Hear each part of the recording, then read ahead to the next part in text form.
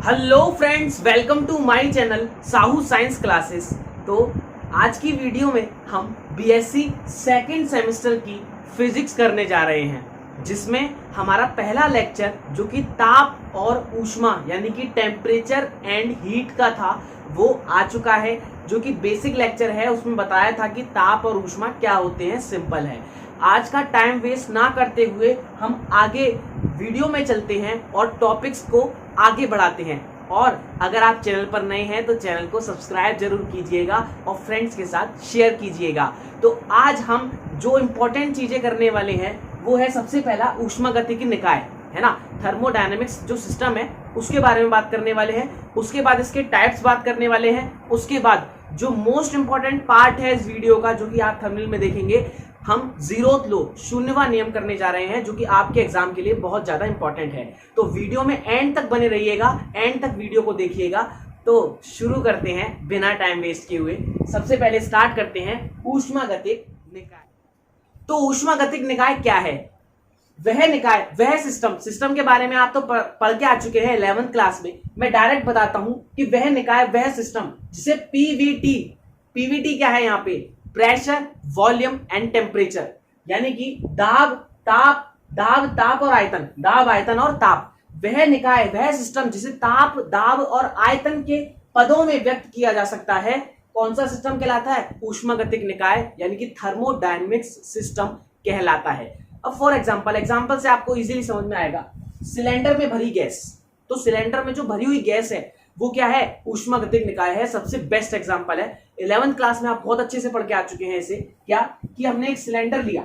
अभी मैं आपको एक चीज समझाने वाला हूं। ये निकाय जो होते हैं 3 प्रकार के होते हैं, सिस्टम जो 3 प्रकार के होते हैं। अब सिलेंडर में जो भरी गैस होती है उसके पास दाब भी होता है, उसके पास ताप भी होता है, टेम्परेचर भी होता है, और उसके पास आयतन भी होता है। तो हम कह सकते हैं कि ऊष्मागतिक निकाय क्या होता है? वह निकाय जिसे ताप, दाब और आयतन इनके पदों में व्यक्त किया जा सके, यानी कि उसके पास टेम्परेचर हो, उसके पास दाब हो, उसके पास आयतन हो, तो ये क्या होता है? ऊष्मागतिक निकाय होता है। आइए चलते हैं उसके टाइप्स के बारे में कि सिस्टम जो निकाय होता है वो 3 टाइप्स के होते हैं, तो उनको समझते हैं। तो फ्रेंड्स, समझते हैं निकाय के प्रकारों को, सिस्टम के प्रकारों को, कि हमारे सिस्टम कितने प्रकार के होते हैं। तो बेसिकली जो मोस्ट इंपॉर्टेंट सिस्टम है वो 3 प्रकार के होते हैं। सबसे पहला खुला निकाय यानी कि ओपन और सिस्टम, है ना। और दूसरा है बंद निकाय यानी कि क्लोज्ड सिस्टम। और तीसरा है रुद्धोष्म निकाय। ये बड़ा अजीब सा नाम है, रुद्धोष्म। तो आपको एक एग्जांपल दूंगा, उससे आप समझ जाएंगे कि रुद्धोष्म निकाय क्या होता है। तो ये हो जाएगा आपका आइसोलेटेड सिस्टम, ठीक है। ये क्या हो जाएगा? आइसोलेटेड सिस्टम हो जाएगा, है ना। आइसोलेटेड सिस्टम हो जाएगा। तो 3 टाइप के आपके निकाय हैं। सबसे पहला खुला निकाय। खुले निकाय के बारे में अगर बात करें हम, खुला निकाय कैसा भी हो सकता है। हमने ऐसा ले लिया, है ना, हमने ऐसा ले लिया, इसमें कुछ ऊष्मा भरी है, कुछ भी भरा हुआ है इसमें, तो ये एक तरफ से खुला हुआ है ना। ये एक तरफ से कैसा है? खुला हुआ है। जैसे कि हम एक पानी की बोतल ले लें, हम क्या ले लें? एक पानी की बोतल ले लें, या फिर हमने देखो ये एक डिब्बा लिया और इसके अंदर हमने इसको खोल दिया, तो इसके अंदर कुछ भी अगर भरा हुआ है, ये प्लास्टिक का है और इसके अंदर कुछ भी भरा हुआ है, तो ये कैसा है? खुला निकाय है। क्यों? क्योंकि इसमें से ऊष्मा तो बाहर निकल सकती है और पदार्थ भी हम बाहर निकाल सकते हैं। तो ऐसा निकाय जिसके अंदर से पदार्थ और ऊष्मा दोनों बाहर निकल सकती हैं। भाई ऊष्मा तो प्लास्टिक है, बाहर यहां से भी आ जाएगी और पदार्थ भी ऊपर से निकल जाएगा, तो इसमें से मेटल भी निकल जाएगा और एनर्जी और हीट भी निकल सकती है। तो ऐसा निकाय, ऐसा सिस्टम जिसके अंदर से क्या निकल जाए? ऊष्मा और पदार्थ दोनों निकल सके, तो ऐसे पदार्थ को क्या कहते हैं? ओपन सिस्टम या फिर खुला निकाय कहते हैं। आई होप आपको समझ में आएगा। अब देखो नेक्स्ट, बंद निकाय। कुछ ने इसको बंद कर दिया, इसको क्या कर दिया? हमने बंद कर दिया। तो बंद निकाय, क्लोज्ड सिस्टम। अब ये क्या हो गया है? क्लोज्ड हो गया है, यानी कि इसमें से जो पदार्थ इसके अंदर है, इसके अंदर एक्चुअल में नमक है, तो ये जो नमक है ये निकल नहीं सकता, ठीक है। ये क्या हो गया? क्लोज्ड हो गया है। जब ये क्लोज्ड हो गया है तो इसके अंदर से नमक नहीं निकल सकता। जब नमक नहीं निकल सकता इसके अंदर से, तो हम कह सकते हैं कि ये कैसा है? बंद निकाय, यानी कि ऐसा निकाय जिसके अंदर से पदार्थ को नहीं निकल सकते। लेकिन ये कैसा पदार्थ है? ये प्लास्टिक है। ये ऐसा निकाय जिसमें से क्या निकल जाएगा? ऊष्मा ट्रांसफर हो सकती है, निकल सकती है। तो हम कह सकते हैं ऐसा निकाय जिसमें से ऊष्मा निकल जाए लेकिन पदार्थ ना निकले, तो ऐसा निकाय क्या कहलाएगा? ऐसा निकाय बंद निकाय यानी कि क्लोज्ड सिस्टम कहलाएगा। आई होप आपको समझ में आया हो। तो ये क्या हो जाएगा, क्लोज्ड सिस्टम हो जाएगा, जो चारों तरफ से क्या होगा, बंद होगा, लेकिन इसमें से ऊष्मा ट्रांसफर हो सकती है। अब इन दोनों को हटा के आता है रुद्धोष्म निकाय आइसोलेटेड सिस्टम। तो इसका भी मैं आपको एग्जांपल देता हूं। तो देखिए मेरे पास है ये बॉटल, ठीक है, मेरे पास है ये बॉटल, ये आपको प्लास्टिक की लग रही होगी, ये प्लास्टिक की है ऊपर से, लेकिन अंदर इसके जो कवरिंग हो रही है कि इसके अंदर पानी जो है कुछ वक्त तक ठंडा रह सकता है ना। तो ये कैसी है, रुद्धोष्म है, यानी कि एक ऐसा निकाय जिसके चारों तरफ क्या होती हैं, दीवारें होती हैं, जिसके चारों तरफ दीवारें होती हैं, है ना, जिसके चारों तरफ दीवारें होती हैं, जो ऊष्मा को ट्रांसफर नहीं होने देती, जो ऊष्मा को इधर उधर निकलने नहीं देती। तो इसके अंदर भी क्या है, पानी रख दें या चाय रख दें, चाय बहुत देर तक गर्म रहेगी, पानी बहुत देर तक ठंडा रहेगा, जो मिल्टन की बोतल है ना। तो ये बाहर से प्लास्टिक की है, लेकिन अंदर से इसमें कोटिंग हो रही है, जो कि ऊष्मा को बाहर निकलने नहीं देती, ना आने देती ना निकलने देती। तो हम कह सकते हैं ऐसा निकाय जिसमें से पदार्थ तो बाहर निकल ही नहीं सकता, पदार्थ तो बाहर निकल ही नहीं सकता, और ऊष्मा भी बाहर ना निकले, ऊष्मा का भी स्थानांतरण ना हो, तो ऐसा निकाय, ऐसा सिस्टम क्या कहलाता है, रुद्धोष्म निकाय और आइसोलेटेड सिस्टम कहलाता है। तो ध्यान रखिएगा, यदि आइसोलेटेड सिस्टम की बात करूंगा आगे मैं जीरोथ लॉ में, तो इसका मतलब ऊष्मा इधर से उधर नहीं जा सकती है, और अगर क्लोज सिस्टम की बात करें तो ऊष्मा जा सकती है, लेकिन क्या नहीं जा सकता, पदार्थ नहीं जा सकता है। तो ये आ गए आपके सिस्टम्स के टाइप्स। आइए चलते हैं most important part of a video, शून्य लो यानी कि जीरो। तो आइए समझते हैं मोस्ट इंपोर्टेंट ऊष्मा गतिकी का शून्यवां नियम, zeroth law of thermodynamics. I hope आपको मैं इसको अच्छे से डिस्क्राइब कर पाऊं, आप समझिएगा इसे। सबसे पहले इसका एग्जांपल लेते हैं और मोस्ट इंपोर्टेंट डायग्राम बनाते हैं, जो कि पक्का ही आपको लिखना है और बनाना है। तो देखिए सबसे पहले मैं आपको एक डायग्राम बना के उससे समझाता हूं। आपने एक डायग्राम बनाया, इस डायग्राम में आपने इसको दो पार्ट्स में डिवाइड कर लिया, है ना। अब क्या है कि यहां पर मैंने बीच में एक बना दी है दीवार, इसे बोलते हैं आइसोलेटेड वॉल बोले, या फिर इसे क्या बोल सकते हैं हम, इसे बोल सकते हैं रुद्धोष्म दीवार।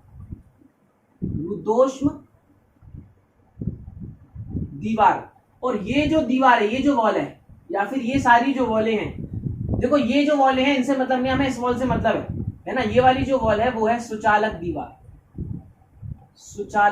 दीवार, ठीक है। अब ध्यान से समझिएगा मेरी बात कि माना ये जो ए है वो एक बंद पात्र है या बंद बर्तन है, और बी एक बंद पात्र है, बंद बर्तन है, और सी ये इतना बड़ा है जो बंद पात्र है या बंद बर्तन है, ठीक है। इतनी बात समझ में आ गई। अब हमें क्या करना है, अब हमने ये देखा कि इसके अंदर कुछ ऊष्मा है, इसके अंदर कुछ ऊष्मा है, और इसके अंदर भी कुछ ना कुछ ऊष्मा है ना भाई, इन तीनों के अंदर कुछ ना कुछ ऊष्मा है। तो हमने ये देखा कि ये जो रुद्धोष्म दीवार है ना, ये जो रुद्धोष्म दीवार है, इसके द्वारा ए और बी कनेक्टेड है, इसके द्वारा क्या है, ए और बी कनेक्टेड है। रुद्धोष्म दीवार का मतलब ये हो गया कि ए और बी इनके दोनों तरफ ऊष्मा का आदान प्रदान नहीं हो सकता, यानी कि यहां की ऊष्मा वहां नहीं जा सकती, वहां की ऊष्मा यहां नहीं आ सकती। लेकिन ये दोनों ए और बी किससे कनेक्टेड है, एक सी से कनेक्टेड है, एक सी पात्र से कनेक्टेड है, जिसमें से ऊष्मा ए में भी जा सकती है, ए की ऊष्मा सी में भी आ सकती है, और बी की ऊष्मा सी में जा सकती है, और सी की ऊष्मा बी में भी जा सकती है।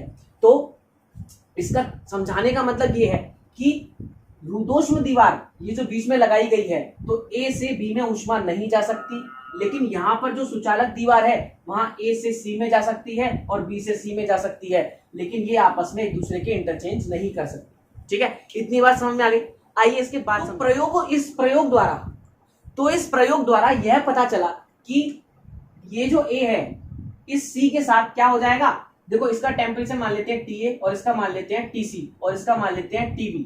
तो इससे ये पता चला कि ए और सी धीरे धीरे, ये सुचालक दीवार है, यहां से तो ऊष्मा ट्रांसफर होगी, तो ए और सी क्या होंगे, धीरे धीरे करके तापीय साम्य में होते जाएंगे। तापीय साम्य का मतलब मैंने लास्ट वीडियो में समझाया था क्या, देखो यदि एक बॉडी ले ले ए और एक बॉडी ले ली सी, और इन दोनों को आपस में कनेक्ट कर दिया जाए सुचालक दीवार से, यानी कि ऊष्मा का ट्रांसफर एक इधर से उधर हो सकता है, तो ऊष्मा का ट्रांसफर जब तक होता रहेगा, लाइक यहाँ पर 100 है और यहाँ पर 20 है ना, यहाँ पर 100 है ऊष्मा और यहाँ पर 20 है, तो ऊष्मा का ट्रांसफर जब तक होता रहेगा जब तक दोनों समान ना हो जाए, दोनों में समान ना हो जाए, यानी कि इसमें भी 60 ना हो जाए और इसमें भी 60 ना हो जाए, दोनों में बैलेंस ना हो जाए, दोनों में बराबर ना हो जाए, यानी कि TA बराबर ना हो जाए TC के, यानी कि इसका टेम्परेचर बराबर ना हो जाए TC के, तब तक ऊष्मा का स्थानांतरण होता रहेगा। और जब ये दोनों बराबर में हो जाएंगे तब हम कह सकते हैं कि ये दोनों जो निकाय हैं, पात्र है, ये ऊष्मीय साम्य में है या तापीय साम्य में है। इसको बोलते हैं थर्मल इक्विलिब्रिटी, है ना। तो ये क्या हो जाएंगे, तापीय साम्य में हो जाएंगे। तो इस कंडीशन को बोलते हैं तापीय साम्य, जब इन दोनों के टेम्परेचर और ऊष्मा दोनों की बराबर हो जाए। तो ध्यान से देखिएगा कि जब यहाँ पे सुचालक दीवार लग रही है तो यहाँ पे वाली प्रोसेस चलेगी, A से B में ऊष्मा जाएगी और C से A में भी जा सकती है, जिसमें ज्यादा होगी उसमें अपना जाएगी। तो क्या होगा, इसका टेम्परेचर इसके टेम्परेचर के बराबर हो जाएगा, यानी कि ये दोनों तापीय साम्य में हो जाएंगे। जब ये दोनों तापीय साम्य में हो जाएंगे तो हमने देखा कि जो B है वो भी C के साथ कनेक्टेड है, तो ये दोनों भी क्या होंगे, धीरे धीरे करके तापीय साम्य में होंगे, है ना। ये दोनों भी क्या होंगे, तापीय साम्य में होंगे।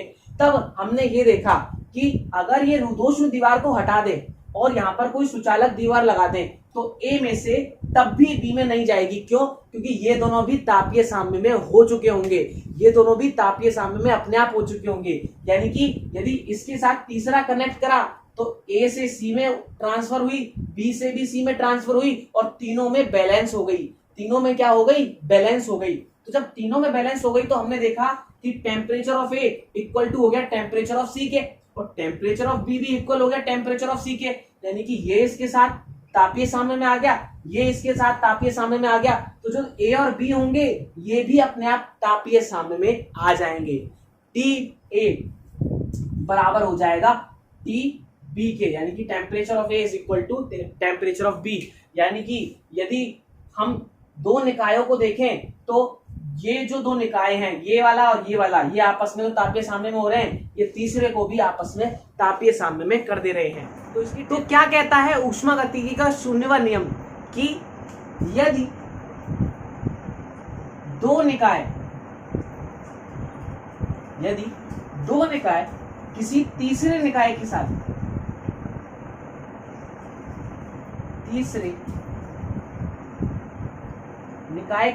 अलग अलग तापीय साम्य में हो, अलग अलग तापीय साम्य में हो तो वे परस्पर भी तापीय साम्य में होंगे। तब वे परस्पर भी तापीय साम्य में होंगे। ठीक है, तो क्या हो जाएगा, यदि दो निकाय किसी तीसरे निकाय के साथ अलग अलग तापीय साम्य में हो तब वे परस्पर भी तापीय साम्य में होंगे। अभी डायग्राम देखा हमने, ये वाला डायग्राम देखा हमने, है ना।